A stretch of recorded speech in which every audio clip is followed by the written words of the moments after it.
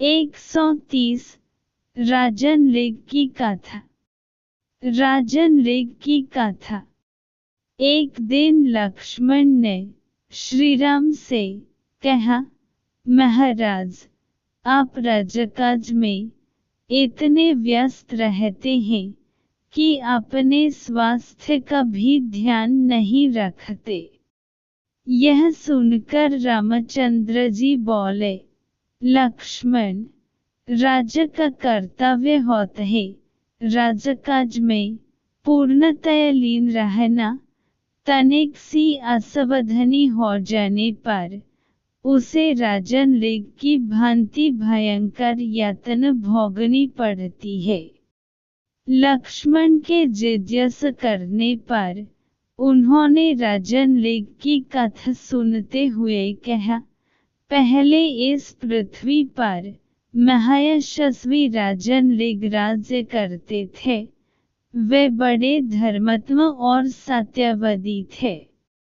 एक बार उन्होंने तीर्थराज पुष्कर में जाकर स्वर्ण विभूषित बछड़ों युक्त 1 करोड़ गौओं का दान किया। उसी समय उन गौओं के साथ एक दरिद्र ब्राह्मण की गाय बछड़े सहित आकर मिल गई और राजन ऋग ने संकल्पपूर्वक उसे किसी ब्राह्मण को दान कर दिया। उधर वह दरिद्र ब्राह्मण वर्षों तक स्थान स्थान पर अपनी गाय को ढूंढता रहा। अंत में उसने कनखल में एक ब्राह्मण के यहाँ अपने गाय को पहचान लिया। गाय का नाम शबल था। जब उसने गाय को नाम लेकर पुकारा तो वह गाय उस दरिद्र ब्राह्मण के पीछे होली। इस पर दोनों ब्राह्मणों में विवाद हो गया। एक कहता था, गाय मेरी है, और दूसरा कहता कि मुझे यह राज ने दान में दी है। दोनों झगड़ते हुए राजन ऋग के यहाँ पहुँचे।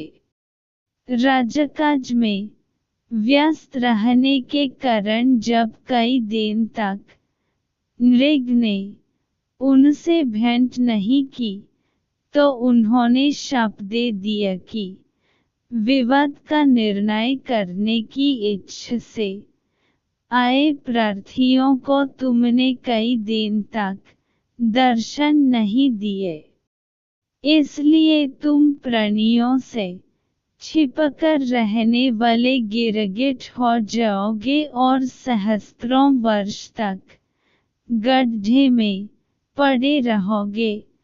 भगवान विष्णु जब कृष्ण के रूप में अवतार लेंगे तब वे ही तुम्हारा उद्धार करेंगे। इस प्रकार राजन ऋग आज भी अपनी उस भूल का दंड भुगत रहे हैं। अतएव जब भी कोई कार्यार्थी द्वार पर आए उसे सदा मेरे सामने तत्काल उपस्थित किया करो। राम का आदेश सुनकर लक्ष्मण बोले, राघव, ब्राह्मणों का शाप सुनकर राजन ऋग ने क्या किया? इस प्रश्न के उत्तर में श्रीराम ने बताया, जब दोनों ब्राह्मण शाप देकर चले गए तो राजा ने अपने मंत्री को भेजकर उन्हें वापस बुलाया और उनसे क्षमायाचना की।